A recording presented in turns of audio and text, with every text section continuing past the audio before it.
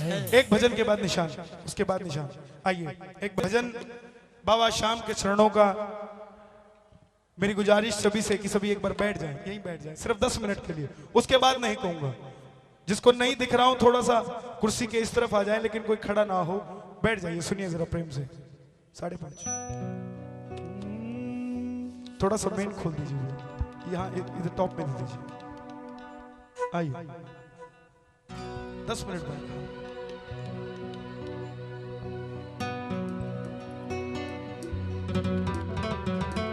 श्याम बाबा की कथा जो इस तरफ आप रूप देख रहे हैं, ये सिर्फ शीश है, फूल है, बागा है, नीचे का शरीर नहीं है। खाटू श्याम जी कितने भगत गए हैं? करीब 20% भी नहीं गए यहां जितने पंडाल में बैठे हैं।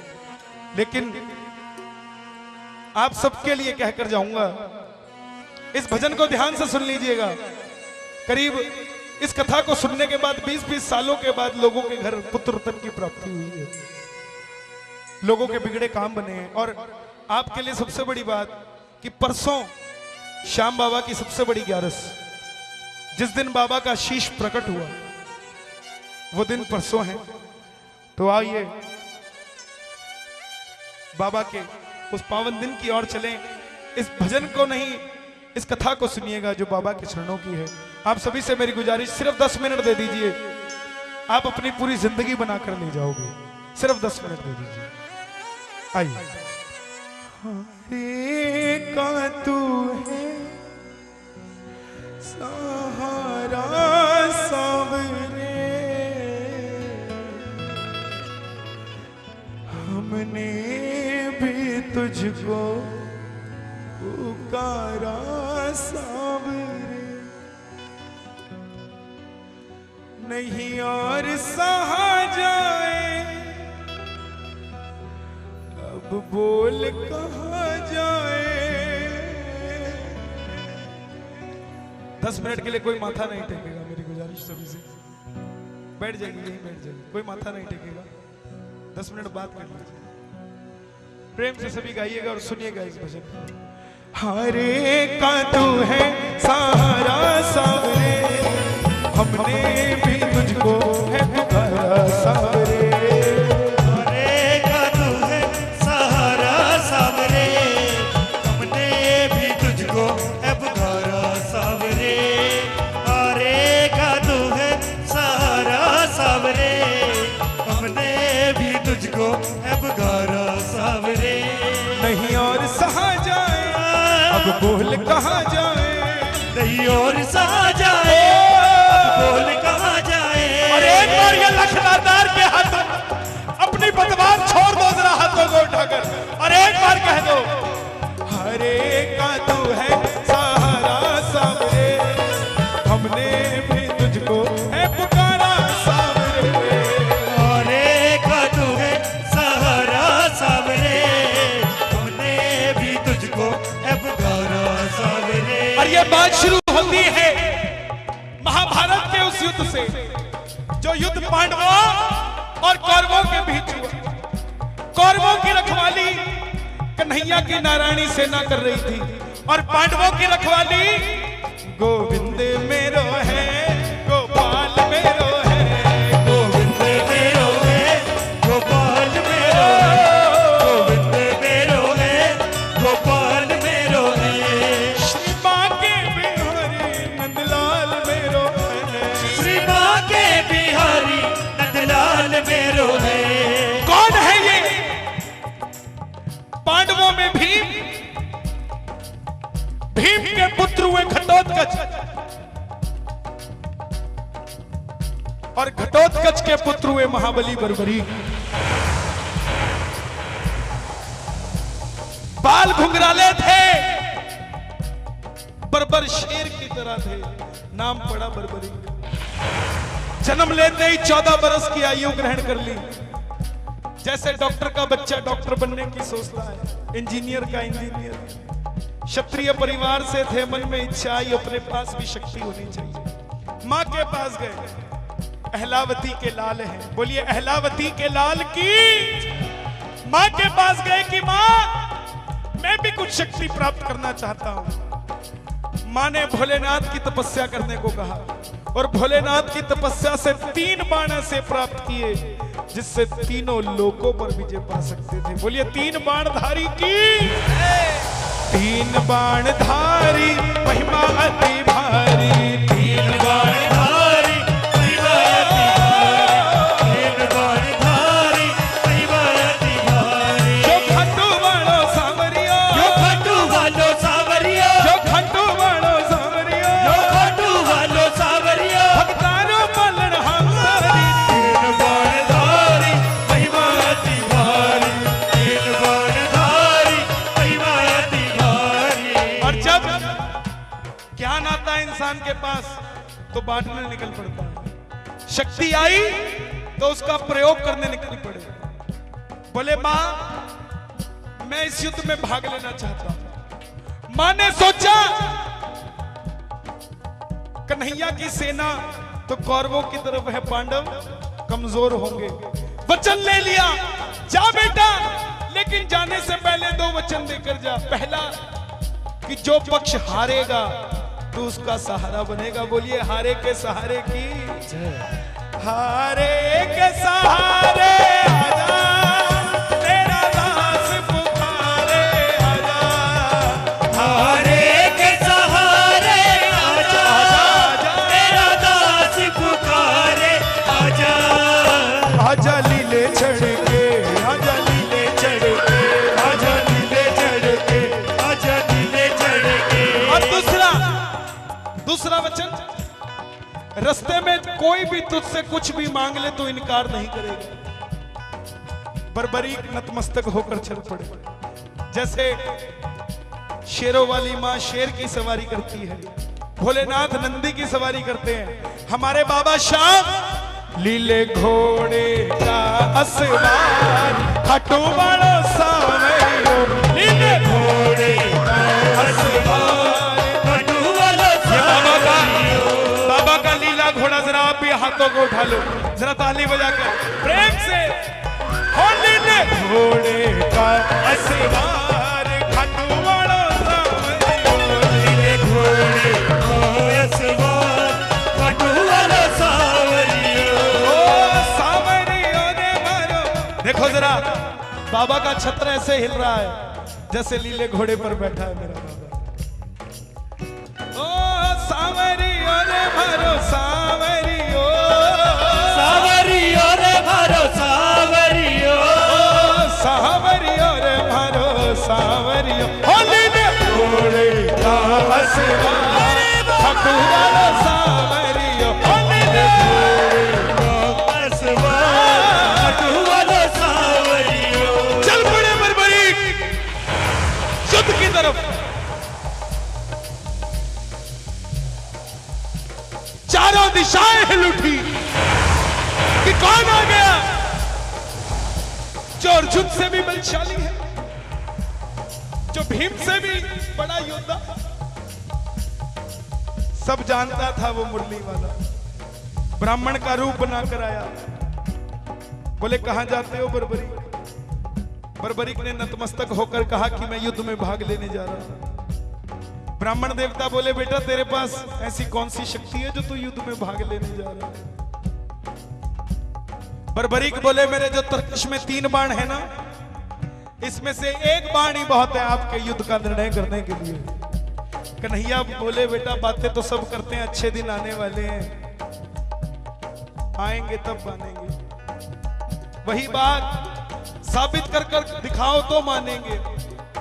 सामने पीपल का पेड़ था, बर्बरीक ने चढ़ाया प्रत्यंचा पे बाण और एक ही बाण से पूरे पेड़ के पत्ते भेज दिए। एक पत्ता कन्हैया ने अपने पांव के नीचे दबा लिया। आखिर में वो बाण कन्हैया के पांव के ऊपर घूमने लग गया। बर्बरीक बोले प्रभु पांव हटाइए, एक पत्ता पांव के नीचे है। ब्राह्मण देवता मान गए, अगर ये युद्ध में चला गया तो सबको ढूंढ ढूंढ कर मारेगा। बोले बेटा तू किसका साथ देगा? बर्बरीक बोला मैं अपनी माँ को वचन देकर आया हूँ, हारे का तू है सहारा सांवरे, हमने भी तुझको है पुकारा सांवरे, हारे का तू है सहारा सांवरे, हमने भी तुझको है पुकारा सांवरे। अब ब्राह्मण देवता बोले अगर तू कौरवों की तरफ हुआ तो पांडव हारने लग जाएंगे, तो तू पांडवों की तरफ हो जाएगा, और अगर पांडवों की तरफ हुआ तो कौरव हारने लग जाएंगे, तो तू कौरवों की तरफ हो जाएगा। इससे तो निर्णय नहीं हो पाएगा। छलिया था ना, कभी किसी का नहीं हुआ। जन्म लिया तो देवकी को छोड़ दिया, यशोदा ने पाला, यशोदा को छोड़ दिया, प्रेम किया राधा से, राधा को छोड़ दिया, ब्रज में रहा, ब्रज को छोड़ दिया, किसी का नहीं हुआ ये। इसने सिर्फ अपना काम निकाला। ये बात बोली थी महाभारत के युद्ध में अर्जुन ने, जब घटोत्कच का वध हुआ। अर्जुन बोला प्रभु इस युद्ध में जीतने के लिए और कितनों की बलि देनी पड़ेगी हमें। तब भगवान बोले अर्जुन इस धरती पे धर्म की पताका फहराने के लिए अगर मुझे तेरी कुर्बानी भी देनी पड़े तो भी दे दूंगा, और मुझे मेरी कुर्बानी देनी पड़े तो भी दे दूंगा, लेकिन इस धरती पर धर्म रहेगा। और हम हरियाणा वालों की खुशकिस्मती है कि बाबा श्याम ने जो शीश का दान दिया, चुलकाना धाम समालखा से करीब 3-4 किलोमीटर, चुलकाना एक गांव जहां पर बाबा श्याम का शीश दान दिया। यह समालखा दिल्ली के पास, कहीं और नहीं, बिल्कुल आपके बगल में, यहीं पर अभी भी वो पेड़ स्थापित है। बोले बर्बरीक किसका साथ दोगे? बर्बरीक बोले प्रभु मेरा मार्गदर्शन करो। ब्राह्मण देवता बोले बर्बरीक मुझे इस धरती के कल्याण के लिए एक शीश का दान चाहिए, और वो शीश का दान 3 महाबलियों में से किसी एक का हो सकता है, या तो भगवान श्री कृष्ण का, या अर्जुन का, या तुम्हारा। कन्हैया की बलि नहीं ले सकता, उसने युद्ध रचना है। बर्बरीक की बलि तुम अपनी बलि दोगे तब जाकर इस धरती का कल्याण होगा। अर्जुन जिसकी बलि से ये धरती का कल्याण हो सकता है, उसका भी दान नहीं ले सकता क्योंकि उसने युद्ध खेलना है। बर्बरीक बोले प्रभु मैं अपने शीश का दान दूंगा, लेकिन जो शीश का दान मांग सकता है वो साधारण ब्राह्मण नहीं हो सकता।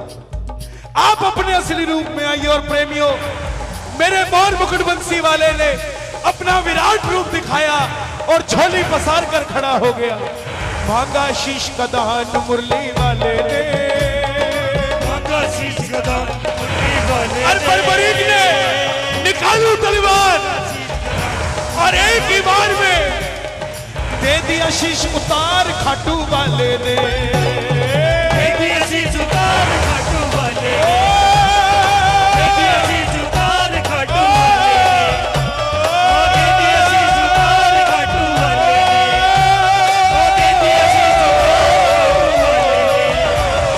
दे दिया शीश उतार खाटू वाले। लेकिन बोले प्रभु मैं ये युद्ध लड़ने आया था, लड़ नहीं पाया, देखना चाहता हूं। कन्हैया ने उस शीश को अमृतपान कराया और सोलन के पास ऊंची पहाड़ी पर रख दिया। आखिर में पांडव जीत गए। और जैसे हम करते हैं ना, काम अच्छा हुआ तो किसने किया, गलत हुआ तो चाचा जी करके गए थे। वही बात, मन में अभिमान था आया, युद्ध हमने जिताया, मन में अभिमान था आया, युद्ध हमने जिताया। सबने निर्णय किया चलो चले घनश्याम के पास, चले घनश्याम के पास। बोले भगवान बताओ युद्ध किसने जिताया? भगवान बोले मैं तो तुम्हारा रथ चला रहा था, मुझे क्या पता युद्ध किसने जिताया। बोले इसका निर्णय कौन करे? चलो चले उस शीश के पास, चलो चले उस शीश के एक बार जरा हाथों को उठा देना, जगत का रचैया शीश के पास जा रहा है, जरा ताली बजा देना। चलो चले उस शीश के पास, चलो चले उस शीश के सब गए। बोले बताओ ये युद्ध किसने जिताया? बर्बरीक के शीश से आवाज आई कि पांडवों, जो तुम घमंड करते हो किस चीज का करते हो? जहां कन्हैया थे तुम्हारी जीत हुई। अगर तुम बलशाली थे तो पांचों मिलकर अपने इकलौते बेटे अभिमन्यु को बचा लेते। अगर बलशाली थे तो मुझे पूरे युद्ध में सिर्फ और सिर्फ कन्हैया का सुदर्शन चक्र चलता दिखाई दिया। और प्रेमियों, ये बात कन्हैया को इतनी पसंद आई, वरदान दे दिया बर्बरीक को कि बर्बरीक जाओ, कलयुग में तुम मेरे श्याम नाम से पूजे जाओगे।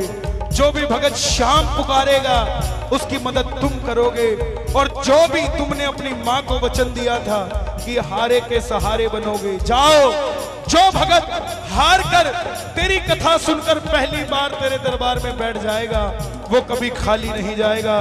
जो मांग कर चला जाएगा उसकी झोली भर जाएगी। तो एक बार जरा अरदास लगा देना, जरा हाथों को उठाकर, एक बार जरा हाथों को उठाकर और ताली बजाकर कह देना, जब कोई नहीं आता, जब कोई नहीं आता, जब कोई नहीं आता, जब कोई नहीं आता, मेरा श्याम आता है, मेरे दुख के दिनों में वो बड़ा काम आता है। मेरे दुख के दिनों में वो बड़ा काम आता है। मेरी नैया चलती है पतवार नहीं होती, मेरी नैया चलती है पतवार नहीं होती। अगर बात सच्ची है तो आप गाओ, मेरी नैया चलती है पतवार नहीं होती। किसी और की अब मुझको दरकार नहीं होती। जिसको सिर्फ सांवरे की जरूरत है वो जरा हाथों को उठा ले और जरा ताली बजाकर कह देना, ओ मेरा कोई न सहारा बिना तेरे गोपाल सांवरिया मेरे।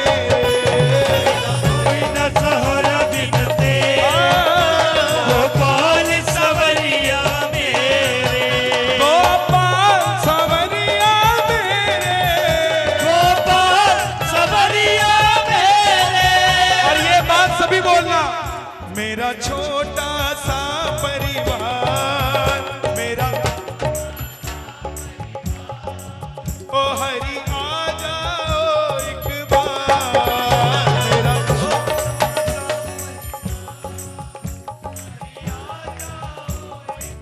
देखिए 2-3 भजन और सुनाऊंगा मैं, उसके बाद बाबा की आरती करेंगे।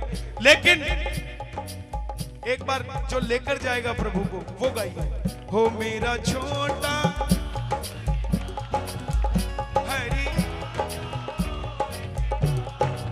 ओ हरि आ जाओ, हरि आ जाओ। मैं कब से निहारूं तेरी बात, हरि आ जाओ एक बार।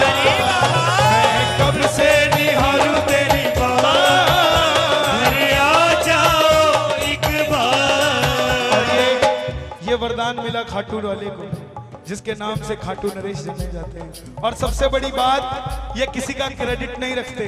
खाटू के राजा ने मंदिर बनाया, आज जयकारा उसी खाटू के राजा का लगता है। बोल खाटू नरेश की। लख दातार है, लख कर देने वाला है, लाखों में देने वाला है, और आजकल तो करोड़ों में देने वाला है साहब। क्योंकि जो जाता है लखपति तो उसको देखा ही नहीं, सीधा ही जंप मार के करोड़पति हो जाता है। जो लोग कभी सोचते नहीं थे कि हमारा भी 2 BHK 3 BHK होगा, आज लोगों के लिए कॉलोनियां काट के देते हैं कि आप रह लो जाओ। हमें तो डॉक्टर की मौज है, ये कुछ और नहीं। ओ हरि आ जाओ, हरि आ जाओ, हरि आ जाओ, हरि आ जाओ, हरि आ जाओ, आ जाओ, हरि आ जाओ। अब देखो हरि आ जाओ। फागुन के मेले में खाटू कौन गया? देखना चाहते हो नजारा कैसा होता है? देखना चाहते हो? जरा हाथों को उठाओ।